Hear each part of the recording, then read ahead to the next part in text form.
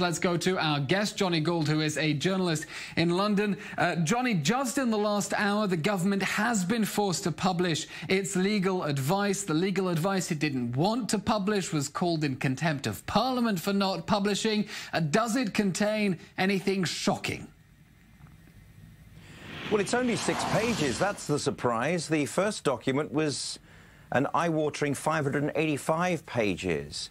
The thing about the backstop is, though, that it is politically inconvenient for both sides in the sense that the EU 27 would want to extricate themselves eventually from a situation where the UK has access to the single market without paying them a jot of fees, without a guarantee of free movement through Britain, and indeed the cancellation of Britain's acceptance of the common agricultural and fisheries policies.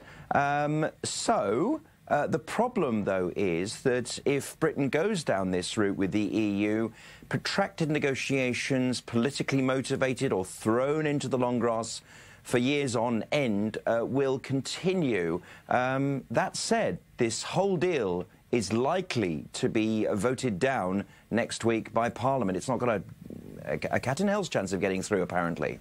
So, Jonny, let's take a look then at those key votes yesterday in which the government lost, giving MPs more power over a plan B for Brexit if May's deal is voted down, which I think everyone expects now is almost a certainty. So what sort of options are realistic if indeed we come to the 11th of December and the British Parliament rejects Theresa May's deal for Brexit?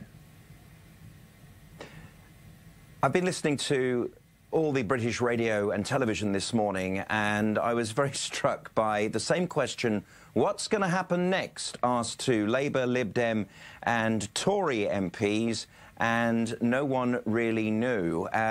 Will Theresa May be the Prime Minister after next week?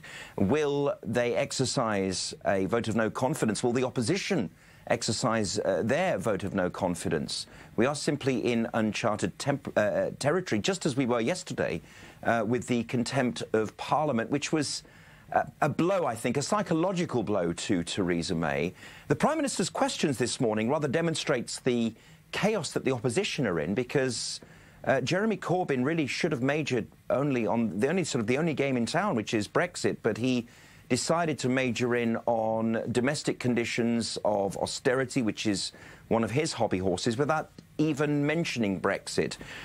Was it a tactic, or did it make him look like he was off the race course altogether?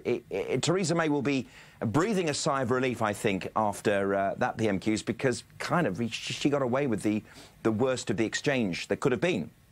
OK, and Jonny, the question that many people around the world are asking, is there a real possibility that Britain might end up staying in the EU after all?